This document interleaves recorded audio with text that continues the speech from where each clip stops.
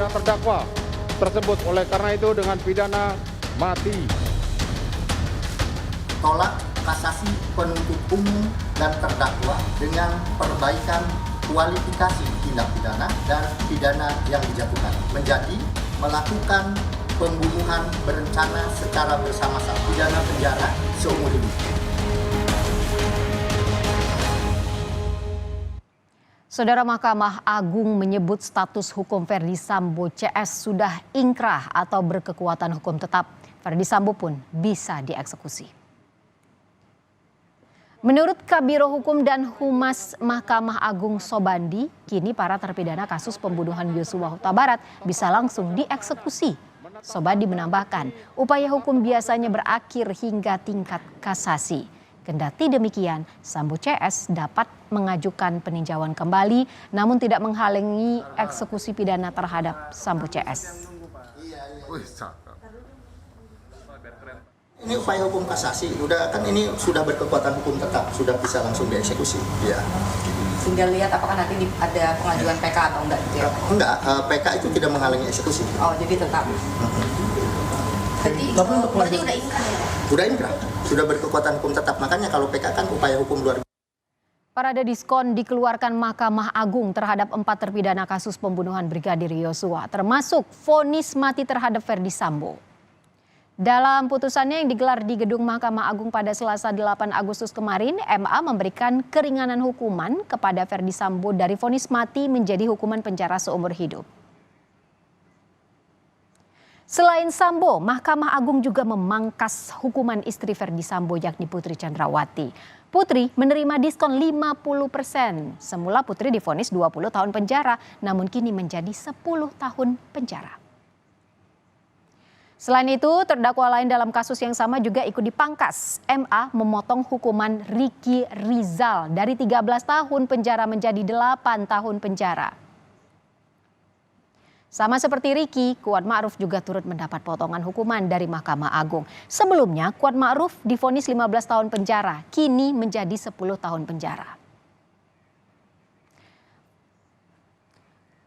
Vonis sudah berkekuatan hukum tetap, para terpidana Sambo CS segera dipindah dari rutan ke lapas. Selengkapnya bersama jurnalis Kompas TV Dian Silitonga. Kapan rencana eksekusi pemindahan ke lapas dilakukan terhadap Sambo CS? Dian.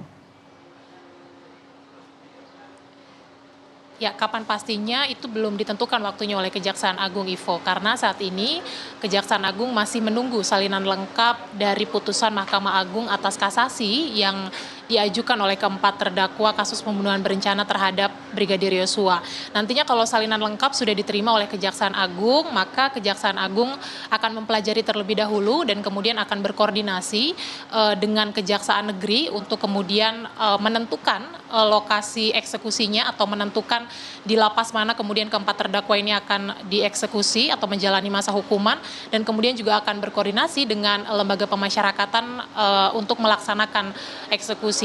Tapi Kapus Penkum Kejaksaan Agung Ketut Sumedana juga tadi menyampaikan bahwa penuntut umum ini memiliki maksimal waktu 30 hari untuk melaksanakan eksekusi sejak putusan yang berkekuatan hukum tetap ini sudah dilakukan. Nah, pada prinsipnya dalam hal ini, Ivo, Kejaksaan Agung bersikap menghormati putusan Mahkamah Agung yang kemudian melakukan perbaikan kualifikasi atas hukuman terhadap 4 terdakwa kasus pembunuhan berencana terhadap Brigadir Yosua, baik Ferdy Sambo, Putri Chandrawati, Ricky Rizal, dan juga Kuat Ma'ruf. Kita ingat sebelumnya pada pengadilan tingkat pertama, ini penuntut umum menuntut Ferdy Sambo dan juga Ricky Rizal dengan tuntutan pidana seumur hidup dan kemudian juga pidana penjara 8 tahun dan kemudian juga vonis yang sama diberikan oleh majelis hakim di tingkat kasasi, dan kemudian juga vonis lebih tinggi ini diberikan oleh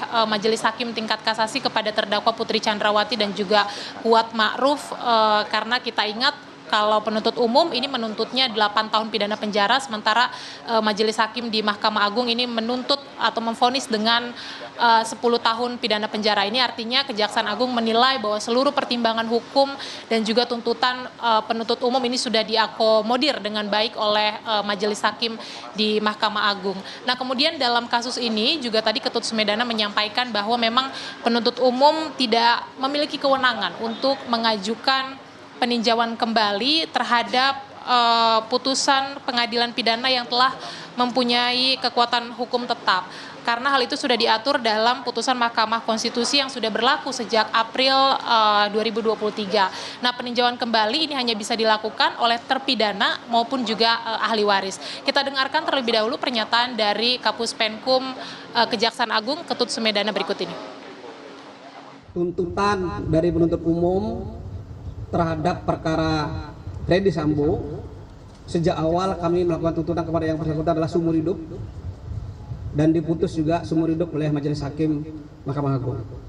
Kemudian untuk perkara atas nama Ricky Richard Wibowo, ya, kami tuntut juga 8 tahun, tapi diputus juga 8 tahun. Kemudian untuk perkara PC Putri Chandrawati, ya, kami tuntut 8 tahun, bahkan diputus 10 tahun.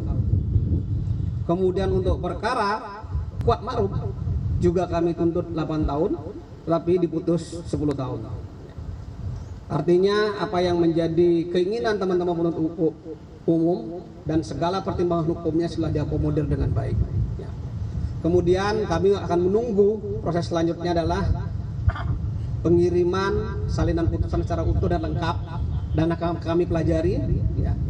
Tapi ada hal-hal yang perlu kami sampaikan, apakah sikapnya ke depan seperti apa. Ya. Kewenangan kejaksaan dalam hal ini adalah jaksa penuntut umum untuk melakukan upaya hukum luar biasa berupa PK. Ya. Sejak tanggal 14 April 2023 sudah dianulir oleh Mahkamah Konstitusi dengan putusan nomor 20 tahun 2023. Sehingga kita tidak mempunyai kewenangan lagi untuk melakukan PK dalam perkara tindak pidana. Ya. Tidak punya kewenangan, tetapi yang mempunyai kewenangan tetap adalah terpidana dan atau ahli warisnya.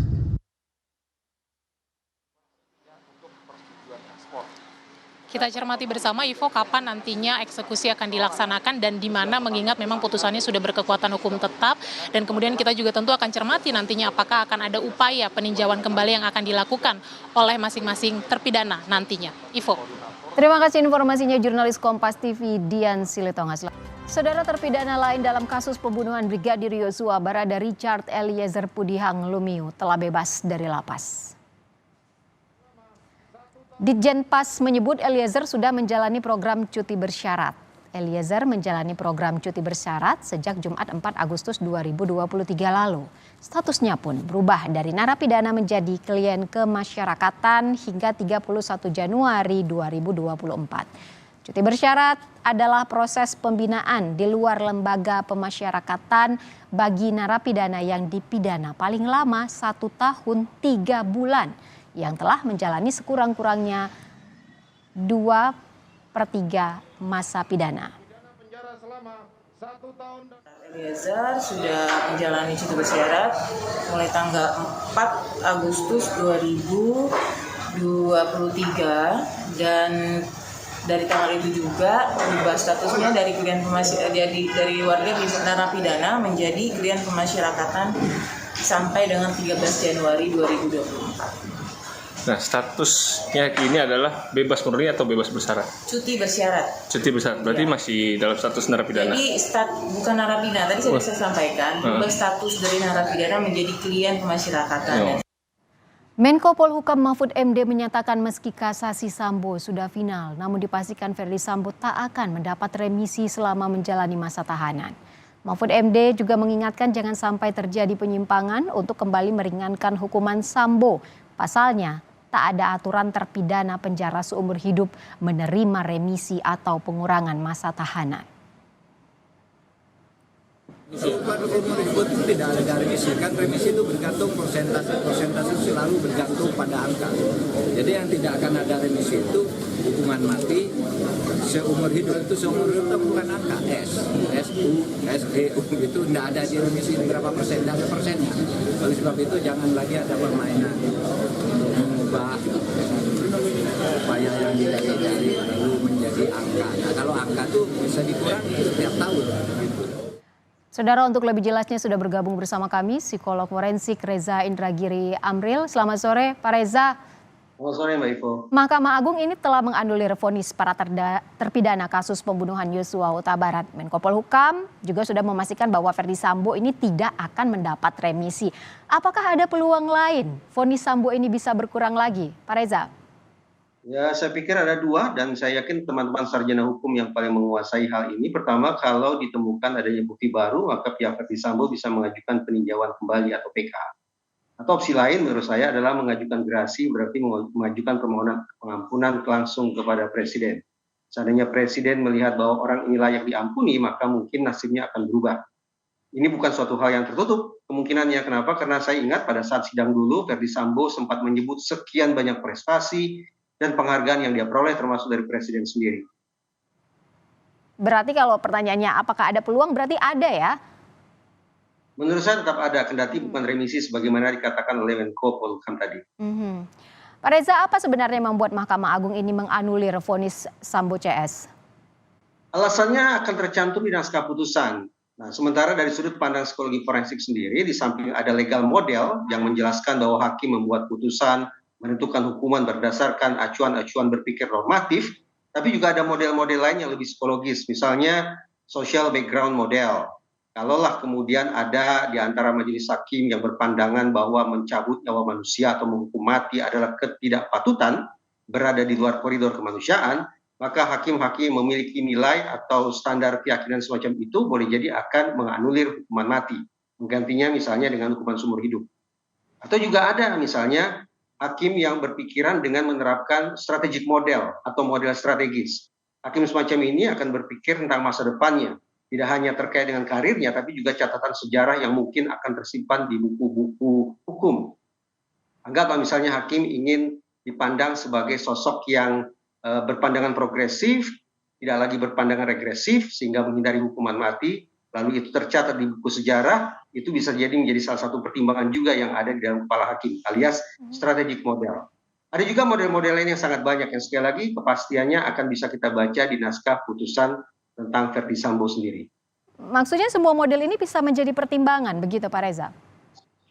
Orang psikologi forensik yakin bahwa proses kerja berpikir hakim atau istilahnya judicial decision making process tidak semata-mata mengacu pada acuan legal normatif. Tapi ada latar-latar psikologis yang diyakini lebih dominan ketimbang kaidah-kaidah hukum. Ada background model atau social background model, ada juga case manager model, ada strategic model, bahkan ada public opinion model. Bahwa hakim menjatuhkan putusan dengan mengikuti kemana arah angin bertiup. Ketika netizen, ketika masyarakat ingin bahwa terdakwa dijatuhi hukuman mati, maka boleh jadi hakim akan menghindari tanda petik konfrontasi dengan netizen sehingga menjatuhkan putusan sebagaimana menjadi ekspektasi masyarakat luas.